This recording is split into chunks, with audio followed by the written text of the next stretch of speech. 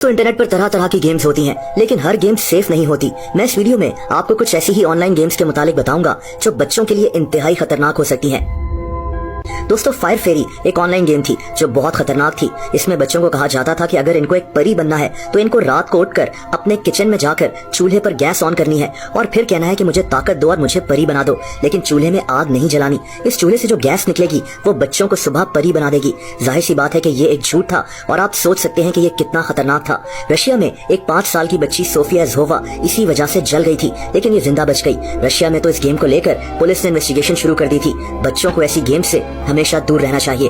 दोस्तों, एक गेम थी जिसका नाम मरियम था। ये गेम इतनी खतरनाक थी कि यूएई में पुलिस ने लोगों को वार्न किया था कि इसको मत खेलो। इस ऑनलाइन गेम में एक लड़की होती थी जो गुम हो जाती है और प्लेयर्स को इस लड़की की मदद करनी होती थी, लेकिन इस दौरान ये गेम प्लेयर से अजीब से पर्सनल सवालात पूछती थी, जैसे तुम्हारे घर का एड्रेस क्या है, तुम्हारा फेसबुक अकाउंट क्या है। अब बच्चे इन सवालात का जवाब दे दिया करते थे, लेकिन बाद में ये खबरें आई कि इस गेम के पीछे कोई हैकर था जो बच्चों के अकाउंट्स वगैरह को हैक करना चाहता था और बच्चों को नुकसान पहुंचाना चाहता था। बहरहाल ये गेम काफी कंट्रोवर्शियल हो गई थी।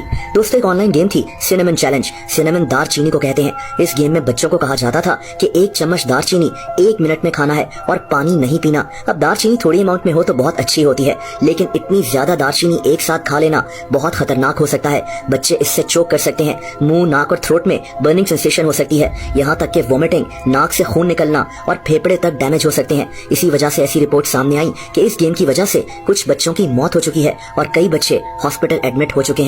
एक और ऐसी ही खतरनाक गेम टाइड पॉट चैलेंज था। टाइड पॉट 2012 में अमेरिका में इंट्रोड्यूस हुआ था। ये कपड़े धोने का वॉशिंग लिक्विड होता है जो एक छोटे से पैकेट में आता है। ये एक कैंडी की तरह लगता है और बस यहीं से इंटरनेट पर एक गेम शुरू हो गई, टाइड पॉट चैलेंज, जिसमें बच्चों को ये पैकेट मुंह में डालकर वीडियो पोस्ट करनी होती थी। दोस्तों, अब जाहिर सी बात है कि कपड़े धोने का डिटर्जेंट अगर मुंह में डाला जाए तो ये बहुत खतरनाक हो सकता है, और यही हुआ। बच्चे इससे बीमार पड़ना शुरू हो गए और बाकायदा न्यूज चैनल्स पर रिपोर्ट्स आई जिसमें अपील की गई कि इस गेम को रोका जाए।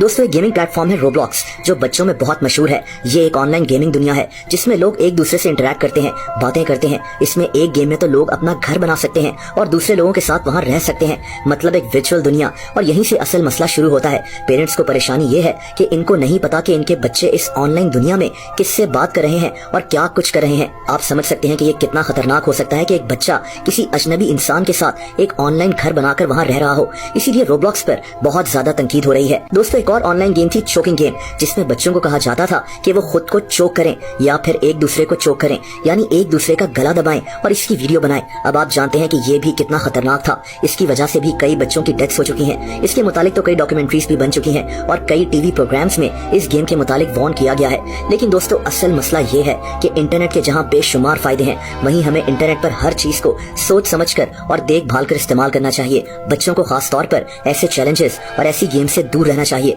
क्योंकि हमें नहीं पता होता कि एक छोटी सी गलती हमें कितना बड़ा नुकसान पहुंचा सकती है।